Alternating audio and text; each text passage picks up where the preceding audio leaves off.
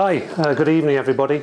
My name's Stephen McKinney. I'm Test Automation Lead at On the Beach. I'm here with my colleagues Claire and Sophie over there, who have brought for moral support and to answer any tricky questions, if there are any at the end of the day.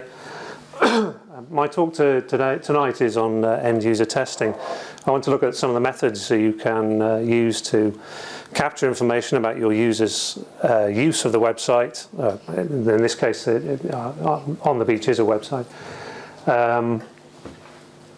So there's the sort of passive methods you might get from your server logs, from your web server, from instrumentation you might do. Then there's more active methods where you actually go out into the community and you're asking questions about people's experience of the website in order to gain the sort of the understanding of why they might do things that you may have noticed in the data you've collected. So just a little context in terms of the company. So On the Beach are an online travel agent based here in Manchester. So yeah, we send a lot of people on holiday every year. They can choose from lots of hotels and flights and things and create their own thing. So which is part of the usage of the website. So our market is largely based in the UK, but we have Swedish and Norwegian sites, and as well as the mobile apps, which all have their different aspects in terms of regionalisation, say, and the different attitudes that you might find amongst the end users to the software. So, it sounds like a bit of a cliche, competitive focus for customer focus for competitive advantage, but when you're dealing with a busy market like online holidays, you do have rivals. Part of the strategy of any business in that sort of competitive market is to grow the market share, or at least keep it, or to expand in some way. You have to be focused on the customer experience and be aware of what your competitors are doing, and look to improve the user experience of the users in order to keep them coming back or to prevent them from leaving the site. So I want to start by defining what I mean by end-user testing, and I wanted to really define it as a way to differentiate from user acceptance testing. I think possibly a lot of us, certainly when I came from the sort of what I call the shrink-wrapped software world, where you were developing an app for a known target audience with it had a specific specialization. And one of those things would be the final handover, or at certain stages in development you would give it to the end users, and they would run through a set of criteria in order to prove it's fit for use, and that you'd built the software correctly in order to the design. So with end user testing, we're looking at people who have not been have no particular need to use your software, no need to use your website, and we might want to think that they have no script to run through. That there are general criteria about using the site, in that it should allow you to do a search, it should allow you to buy something, but there's no more specialist or restrictive criteria than that. And so we might more think of the end user in this instance as being a more experimental subject, and you're looking at their behavior in the wild. So it's more akin to observational look at their behavior in order to gauge from that behavior whether they're finding it easy to use the website, or perhaps they're finding difficulties and the impact that might have on the business. So I'm going to make a generalization here about the specialism of the software in terms of its purpose and the size of the user base. I'm going to say that specialised apps, you might expect to have a smaller user base because they're designed to be used in a certain field of endeavour, human endeavour, the workplace. They'll be marketed directly to the users. They'll, more than often than not, they'll be used in the workplace. They have a particular purpose in mind, and because of that, their audience is limited. And the vendor and the user will have a vested interest in seeking and giving feedback. The vendor, because they want to know what the user's thinking and are looking for perhaps new product ideas, new features, looking to expand the scope of the application to make it more saleable. And the end user, because they're in a position where they're perhaps in an environment where they have to use the software. It's a large part of their working day, perhaps, and they want their life to be easier. They'd like to see more features in there. They'd like someone to make their job easier. And the more enlightened vendors will set up end user groups and have a direct sort of channel between often salespeople and the end users, and will gather this sort of thing, this information. More often than not, end user groups are often places to market new ideas as well, new products, and an opportunity to cross-sell. But it does give the opportunity for the end user to give some feedback. So it's a sort of formal thing. So again, I'm going to continue the generalization. So I'm going to say that the more general the app, the larger the potential user base. It may have like a word processor, a website, something that has a day-to-day use, but it's not mandated by your work or some other need. So the use is voluntary. You can use it or not. It's up to you. So there are probably alternatives. There'll be many websites where you can go and get that sort of information, many websites where you can shop for clothes, a choice of word processors or text editors. And the user will likely abandon the app if there are issues and there is an easy alternative. There's no real impetus on them to give feedback if they can simply go somewhere else or simply use another tool. So how do we begin to collect statistics? How do we begin to try and understand how the end user is using your application? Well, in the case of a website, I do work for one, obviously.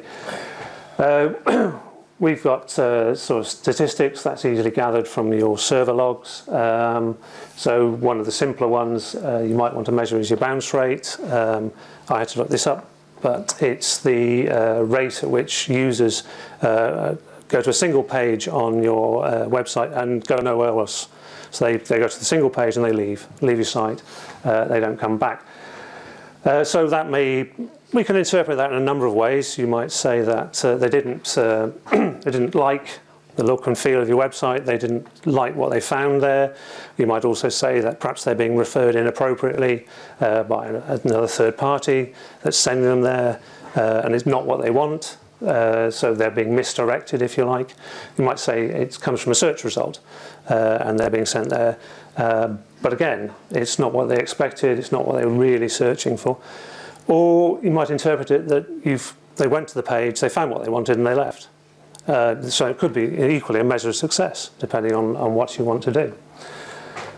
So that's a fairly simple measurement together. So Google Analytics, the great Google, provide another more complex way of gathering statistics from the user actions.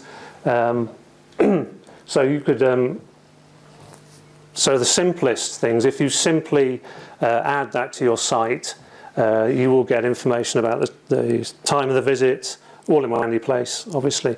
The time of the visit, where they came from, what type of browser they'll be using, the OS of the browser they'll be using, and a few other statistics. That's not doesn't tell you much. It's all very anonymous, so you don't really have an idea much about the user. But it does give you a lot more information. So if you get the differential between people using desktop browsers and mobile applications, the sort of OSs they're using, so that will give you some indication of the sort of target platforms you need to use for your testing when you set up your test environments. But you can go further with Google Analytics. You can start instrumenting your page, and to get more detailed information, you need to do that. And when I say instrument, I'm talking about the use of Google tags is one thing, simple snippets of JavaScript that you insert at certain points in the page. And this will yield more information about, say, conversions. So that's the number of people that visit your site then to go and buy stuff. But also it will look at perhaps the sort of state at the point in which people abandon a basket and leave your site.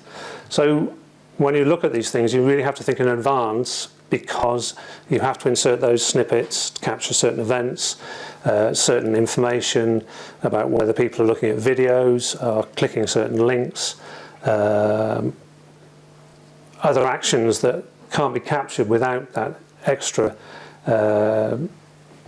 building that in to the website.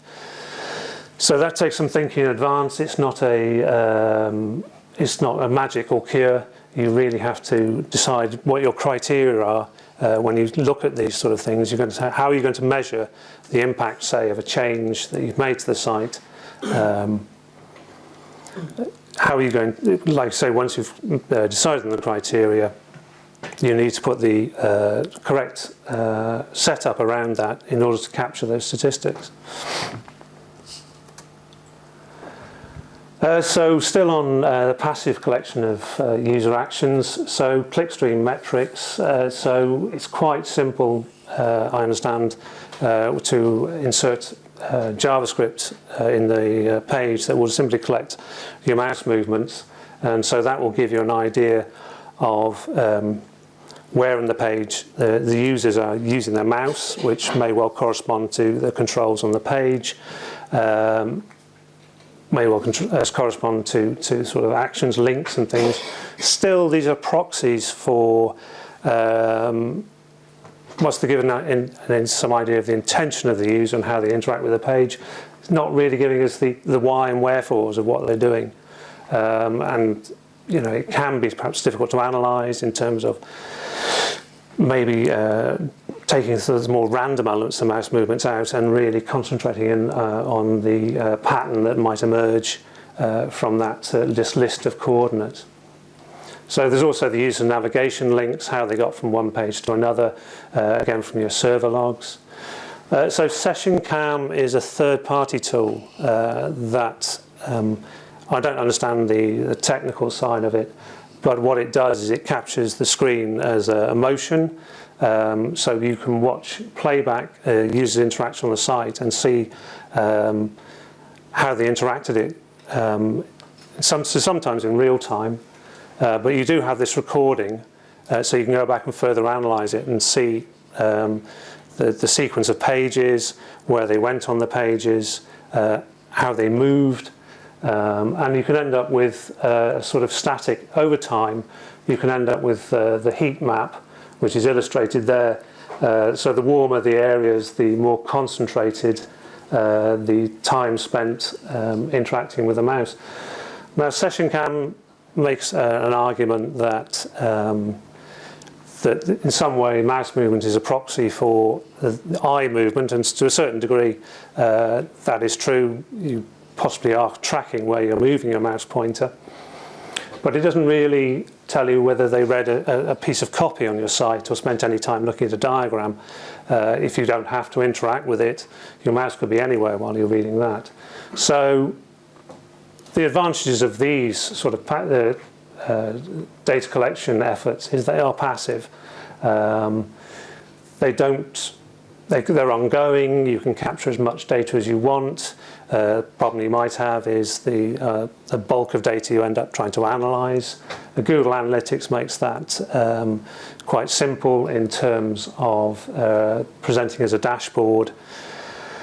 And so the reporting can be quite straightforward from that sort of thing. But at the end of the day, you're really capturing the user's intention as to why they were doing something, what they were thinking at the time, what put them off doing something, why they might have abandoned eventually their search or left the site. It's just a proxy for that sort of thing. So if we talk about active collection, one way without getting out of your chair is obviously online user surveys.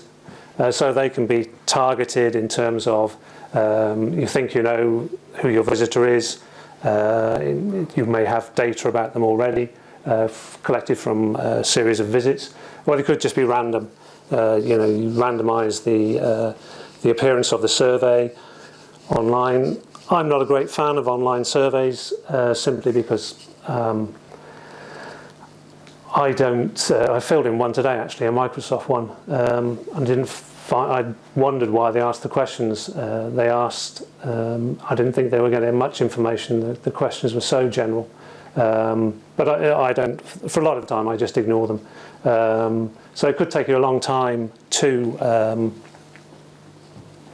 gather the information you want from an online survey. Again, because there's no compunction on the user to fill them in. So this end user sessions, the end user testing. Now this is the revelation. I guess I worked for 10 years in Knutsford. This company I started working for was called ALG Software. Eventually, through a series of unfortunate events, we got taken over by SAP. And so, but my background is financial applications, shrink wrap, the sort of what I call the shrink wrap software. The sort of financial, the modelling tools I was working on allowed a business to model model themselves in financial terms. And so we were essentially selling a toolkit,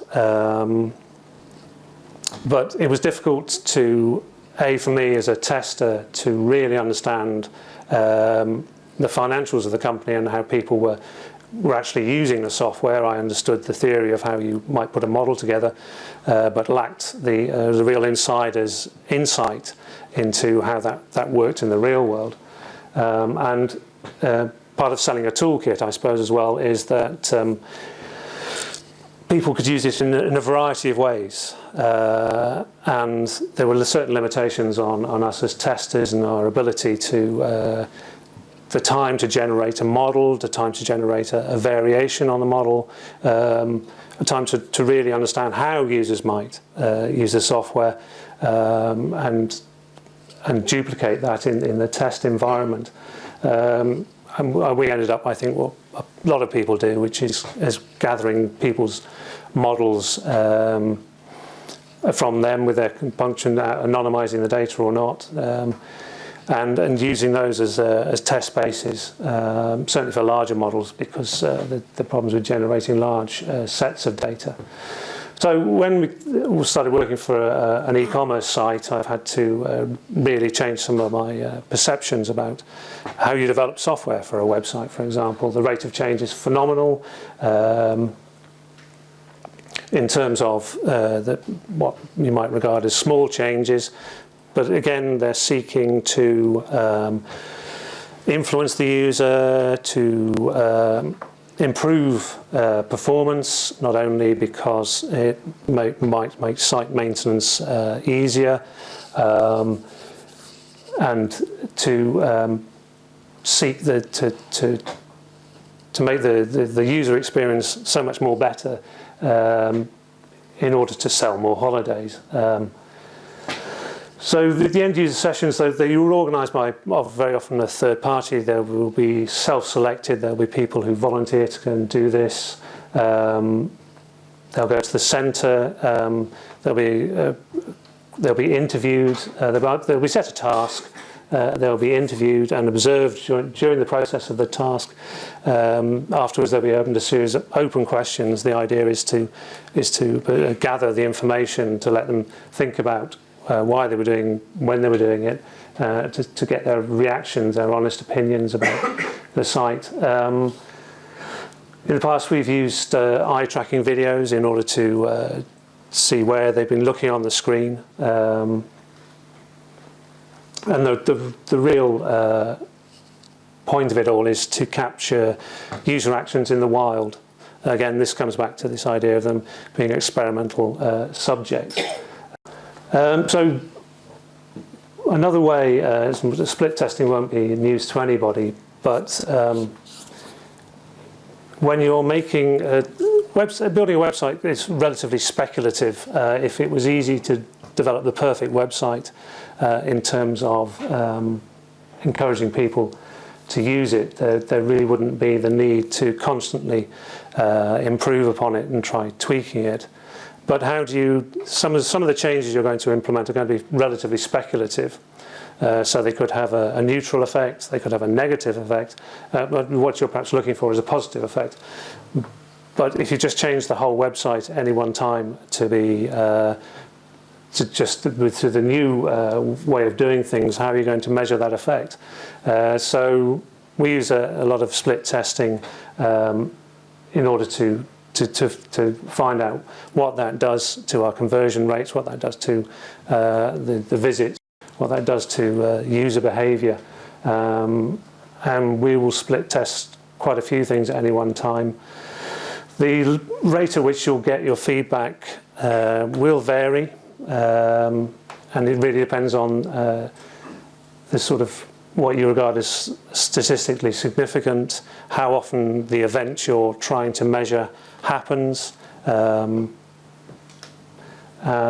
there's a time element to that.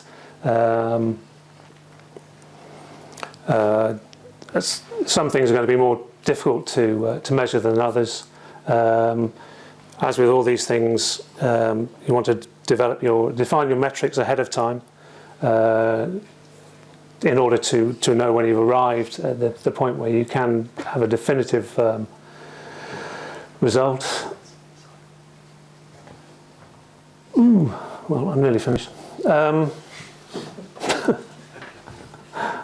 So again, you need to do that. The other thing about the end user testing is you get a lot of very qualitative answers. It can be very eye-opening in terms of what is unexpected behaviour.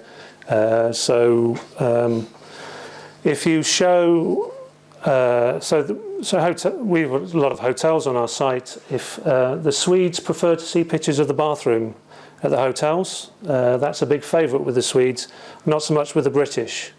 They're not great fans of that sort of thing. So without that sort of, I'm not quite sure how you would get that feedback without asking people what their experience of the site was. I mean, it's not something I'd instinctively come up with. So when we do the end user sessions, you'll find the designers, you'll find testers, you'll find the BAs, you'll find the marketing people will go and observe because they'll all get something out of that. Without really gathering statistics on what your end users are doing in terms of their actions on the site or interactions with them, it's very difficult to get a complete picture and try and anticipate how, as a tester, you might go about testing for the unexpected, because it's very difficult to put yourself in their place, especially with a very generalised product where they could almost do anything and abandon the searches for any particular reason. One statistic that comes from the site is that people will often do something in the range of 16 searches before they book a holiday. So that gives you the idea that the site is a search tool where they'll come and search frequently, but also in the last resort they all want to be able to buy the product that they finally selected. So with that in mind, without those statistics, perhaps you'd assume that the selection and the buying happen all at the same time. But when you realise it's, on one hand, for a lot of people, it's being used more like a search tool, and so search is important, and the ability to compare results, very important. On the other hand, that the booking pathway must be slick and without problems and not present any issues. So I don't think I'm going to say anything controversial by saying that end user testing is important to the whole business in terms of perhaps realigning, refining, informing all the stakeholders in the business about how the software they designed, that they think they've done their best to develop, is actually being used in the wild, and how they can rethink that in the light of actual user experience. So that's that.